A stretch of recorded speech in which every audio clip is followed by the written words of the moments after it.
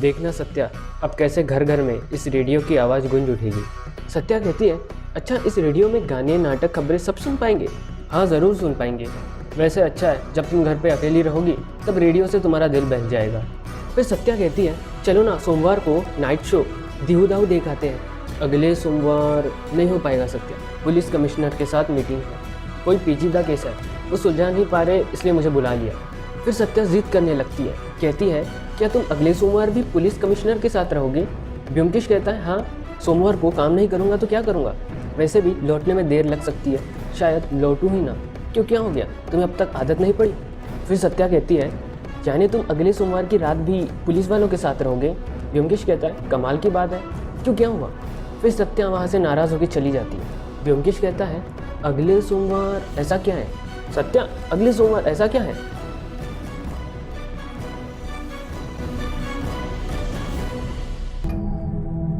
फिर हमें महाराजा रविंद्र सिंह को दिखाया जाता है।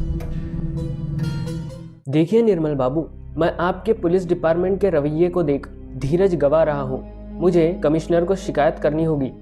फिर निर्मल बाबू कहते हैं, देखिए राजा साहब, आपको थोड़ा धीरज रखना होगा, मैं समझ सकता हूँ आपके 25-30 हज़ार के जवाहरात चोरी गए हैं। महाराजा रविंद्र सिंह कहते हैं, 25-30 हज़ार के लिए महाराजा रविंद्र सिंह मायूस नहीं होते। बस एक बात आपको समझ में क्यों नहीं आती, देखिए जवाहरात मिले या ना मिले, चोर मिले या ना मिले, मुझे इससे कोई फर्क नहीं पड़ता, मुझे बस मेरा रक्तमुखी नीलम वापस चाहिए। निर्मल बाबू कहते हैं, मैं आपके जज्बात समझ सकता हूँ, मगर मुझे कुछ ही दिन हुए इस केस को हाथ में लिए, मुझे कुछ दिन की मोहलत तो दीजिए। फिर राजा साहब कहते हैं, देखिए निर्मल बाबू, जो भी मेरा रक्तमुखी नीलम वापस लेके आएगा मैं उसे 2000 रुपये इनाम दूंगा। रात के समय ब्योमकेश किताब पढ़ रहा होता है, तभी अचानक सत्या लाइट ऑफ कर देती है। ब्योमकेश कहता है, ये क्या किया? सत्या जवाब देती है, रोशनी में मुझे नींद नहीं आती। ब्योमकेश कहता है, तुम्हारी शिकायतें बढ़ती जा रही है सत्या। सत्या कहती है, इसमें हैरानी की क्या बात है, इंसान तो बदलता है ना, तुमसे ज़्यादा इस बात को कौन समझ सकता है? फिर ब्योमकेश अपना तकिया लेके, मैं इस बारे में कोई बहस नहीं करना चाहता सत्या, ऐसा कह के कमरे से बाहर निकलता है और अजीत के कमरे में सोने चला जाता है। अजीत कहता है, अच्छा तो आज रात तुम यही सोने वाले हो? अरे भाभी क्या कहेंगी? ब्योमकेश कहता है, अरे अपनी बकबक बंद करो और मुझे सोने दो, बहुत नींद आ रही है। फिर अजीत कमरे से बाहर निकल के सत्या को पूछने जाता है और सत्या के कमरे का दरवाज़ा ठकठकाता है। रात में किसी को चाय चाहिए तो जो बाजू में सोया है उसे मांग ले, मुझे परेशान मत करो।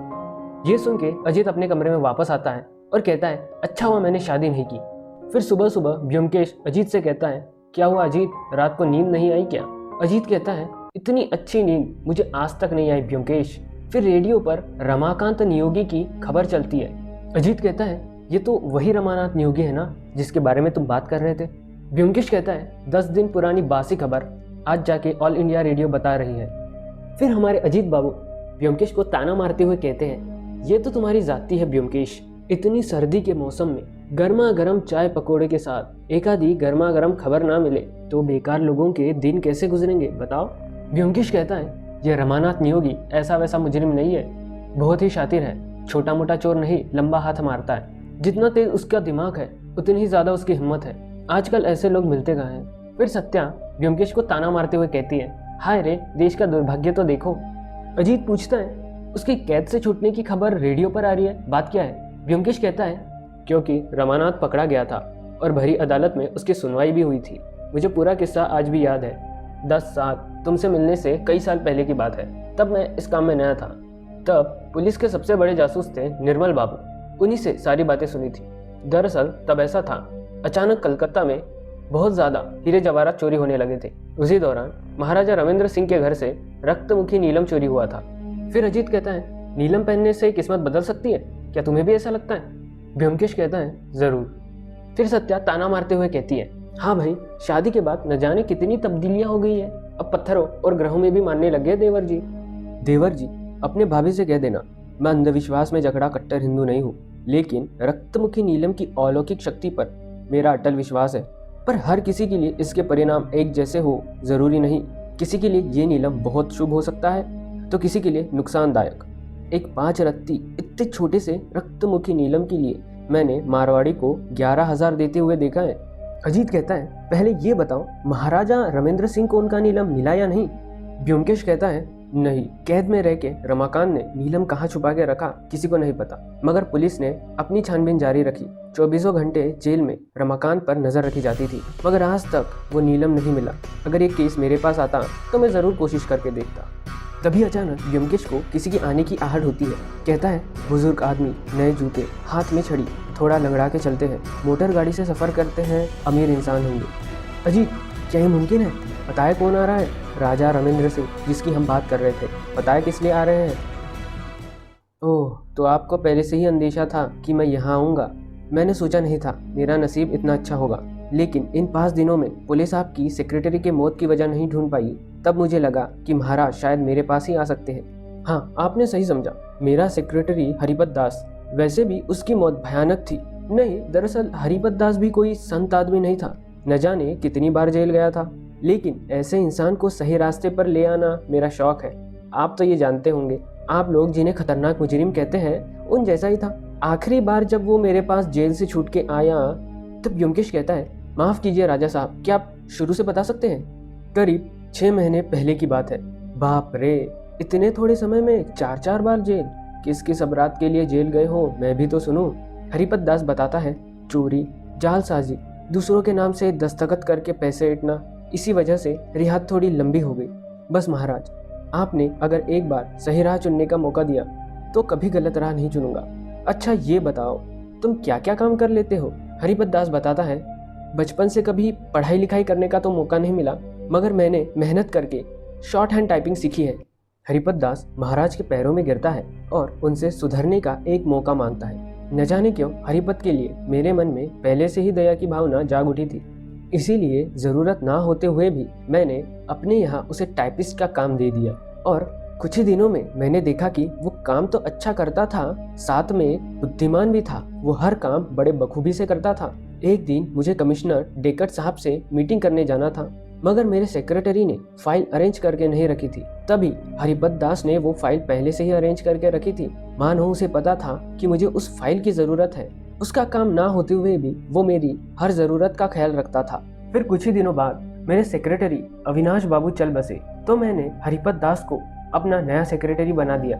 मेरे कर्मचारियों में इस बात की थोड़ी नाराजगी थी, मगर मैंने उन बातों पर ध्यान नहीं दिया, क्योंकि मैंने काबिल इंसान को सेक्रेटरी का काम सौंपा था। 4 महीनों से हरिपत मेरे सेक्रेटरी का काम बड़े बखूबी से संभाल रहा था, मगर पिछले मंगलवार को ऐसी घटना घटी जिसने मुझे चौंका दिया। हत्यारे ने उसके गले को ऐसा काटा कि मैं सोचकर कांप उठता हूँ। गले के नसों को काटकर तार तार कर दिया। किसी इंसान में इतनी हिंसा कभी देखी नहीं होगी व्योमकेश बाबू। शरीर पर चोट के और भी निशान तो होंगे। हाँ था ना, सीने में छुरी से वार करने के निशान थे। डॉक्टर ने कहा कि उसकी वजह से ही हरिपत की मौत हुई है। गले पर उसके बाद वार हुआ। देखिए व्योमकेश बाबू, पुलिस अपना काम करते रहेगी। मैं चाहता हूँ उसके साथ आप भी अपना काम जारी रखें। ऐसे हिंसात्मक हत्यारे को सजा दिलवाना हमारे समाज के लिए बहुत जरूरी है। आपको कोई आपत्ति तो नहीं है ना? नहीं नहीं, मुझे कोई आपत्ति नहीं। पुलिस के साथ मेरी कोई दुश्मनी नहीं, एक गहरी दोस्ती है। आखिरी बार हरिपत दास कितने साल के लिए जेल में थे आपको पता है? हाँ, उसने बताया था कि उसे 14 साल की जेल हुई थी, मगर जेल में नियमों का पालन करने की वजह से अच्छे बर्ताव के लिए उसकी सजा 11 साल के लिए कम हो गई थी। उसके मौत के कुछ दिनों पहले आपने उसके बर्ताव में अजीबोगरीब हरकत करते हुए देखा था। हाँ, कुछ दिनों पहले जब मैं जरूरतमंद लोगों की मदद करने अपने दफ्तर में बैठा था, तब एक गरीब इंसान जब मुझसे मदद की गुहार लगा रहा था, तभी अचानक हरिपत बेहोश हो गया और एक मामूली सी घटना घटी थी, एक अनावश्यक घटना। मुझे नहीं पता, शायद इससे आपको कोई मदद मिले। आपको पता है कि नहीं, मेरे घर से एक रत्न चोरी हो गया था। उस रत्न को पाने के लिए मैंने 2000 का इनाम रखा था, रत्नमुखी नीलम, लेकिन वो इनाम अब भी मिलेगा ये नहीं जानता। अजीब बात है, हरिपत ने मुझसे यही सवाल किया था व्योमकेश बाबू। अगर आपको मैं फिर से वही सवाल करूँ तो आप मुझे वही जवाब देंगे? जवाब तो वही रहेगा। आप हरिपत के हत्यारे का नाम जानना चाहते हैं ना? आपको पता है हरिपत का हत्यारा कौन है? पता है, लेकिन उसके खिलाफ सबूत ढूंढना मेरा काम नहीं, पुलिस का है। ये तो सच में एक जादू जैसा लगता है। अच्छा महाराज, अभी 11 बजे हैं, मैं आपको और नहीं रोकूंगा। मैं आपको शाम फ़ोन करके सब बता दूंगा। और हाँ, शायद आपको आपका नीलम भी वापस मिल जाए। नमस्कार विद्दू बाबू। पुलिस कमिश्नर टेकट साहब, मेरे बिना उनका कोई काम नहीं होता है। आप भजिया खाएंगे? हाँ खाऊंगा ना, भजिए के बिना मेरा दिमाग काम नहीं करता, काम काज में मन ही नहीं लगता। हाँ आपकी सेहत देख के पता चलता है। अच्छा पिछली बार कराली चंद केस में तो आपने समोसा कहा था ना, अब आपको कुछ काम था ब्योमकेश बाबू? सुनिए ना विद्दू बाबू, मैं एक वजह से यहाँ आया हूँ, महाराजा रविंद्र सिंह। ओफो, आपने अब इसमें भी अपनी नाक घुसाई है। क्या करो विद्दू बाबू, मेरी नाक बड़ी बदतमीज है। केस के इंचार्ज कौन है? आपको पता है केस के इंचार्ज कौन है? पुन्या बाबू है क्या? हाँ केस के इंचार्ज है वो पुन्नू बाबू। मगर बात क्या है? बात कुछ खास नहीं है, किसी को गिरफ्तार करना होगा और उसके घर की तलाशी लेनी होगी। आप भी कमाल करते हैं, इतनी ठंड में आप अपनी बीवी के हाथ की खिचड़ी खाइए, ऑमलेट खाइए या फिर यहाँ से भजिया ली जाइए, लेकिन नहीं, आपको तो करनी है तलाशी। ठीक है ऐसा ही करूँगा, और आज रात कमिश्नर टेगट साहब को खाने पर बुला लेता हूँ। जा, कब से कह रहा हूँ पुन्नू बाबू को बुला के लेके आओ। फिर जैसे ही रमानाथ के घर की तलाशी लेने पुलिस वहाँ पर पहुँचती है, रमानाथ वहाँ से भाग जाता है, लेकिन नीलम वहाँ पर नहीं होता। फिर रमानाथ जंगल की ओर भागता है, उसके पास विस्फोटक बॉम्ब होते हैं। ब्योमकेश और महाराज उस जगह आते हैं। ब्योमकेश रमानाथ की तस्वीर महाराज को दिखाते हुए पूछता है, क्या आप इसे जानते हैं? हाँ, उस दिन तो यही फरियाद लेके आया था मेरे पास। ब्योमकेश रमानाथ से बात करता है। रमानाथ, मेरा नाम ब्योमकेश बख्शी है, मैं तुम्हें बड़ी मुसीबत से बचाने आया हूँ। फिर ब्योमकेश सबको एक कहानी सुनाता है, रमानाथ की असली कहानी।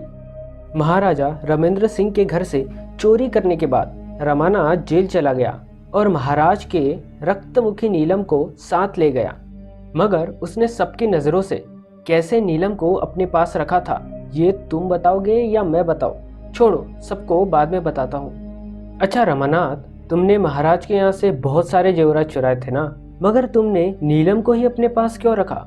इसकी कोई खास वजह? क्या उसमें कोई खास बात थी? शायद तुमने सुना था कि वो हीरा भाग्य बदल सकता है। बदनसीबी जब इंसान के साथ चलती है तब लोग उसी को दोष समझने लगते हैं। क्यों अजीत? रमानाथ जेल चला गया। कुछ ही दिन बाद पुलिस को पता चला कि नीलम रमानाथ के पास ही है। दूसरा कैदी आपका सेक्रेटरी हरिपत दास। हरिपत दास बहुत खतरनाक था, उसमें बहुत सारी प्रतिभाएं थी, मगर उसमें से एक प्रतिभा बहुत खास थी। उस प्रतिभा पर रमानाथ की नज़र पड़ती है। हरिपत दास ने गले के अंदर पॉकेट बनाने का तरीका सीख लिया था और रमानाथ ने अपना नीलम उस पॉकेट में रखने का फैसला किया। लेकिन उस दिन के बाद हरिपत को दूसरे जेल में भेज दिया जाता है। हरिपत के लिए यह अच्छा मौका था। हरिपत दास ने दगाबाजी की, जाने से पहले वो नीलम नहीं दे गया। इस बात पर रमानाथ ने बदला लेने की ठान ली, है ना रमानाथ? इसके बाद एक एक करके 10 साल बीत गए। हरिपत आपके पास आ गया, वो आपके करीब आके मौका मिलते ही आपको आपका रक्तमुखी नीलम लौटा देता, बेशक मुफ्त में नहीं, 2000 रुपए के इनाम के बदले। मगर महाराज पहले से ही उस पर इतने मेहरबान थे कि उसे शर्मिंदगी हुई। मगर महाराज इतने दयालु है कि हरिपत दास जैसे इंसान भी खुद को एहसानमंद समझने लगा था। 10 दिन पहले तुम्हें जेल से रिहा किया गया। रमानाथ, क्या तुम जानते थे हरिपत कहाँ था? रमानाथ कहता है नहीं, लेकिन नसीब का खेल तो देखो। 4 दिन होते ही रमानाथ ने हरिपत को देख लिया। उसके बीमार होने की वजह और कोई नहीं, 10 सालों से तुम्हारे अंदर के बदले की भावना थी। और उस रात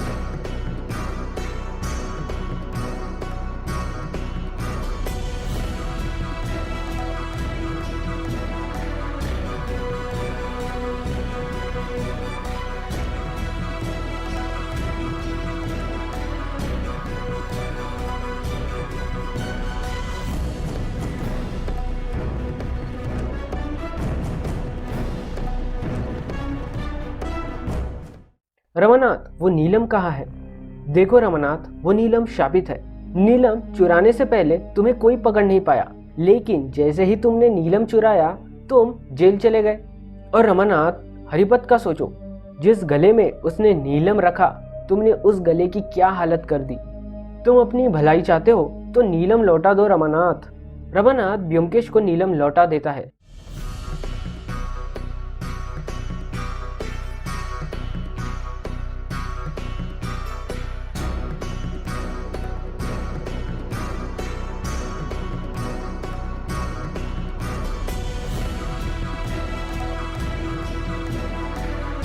और रमानाथ को पकड़ लिया जाता है।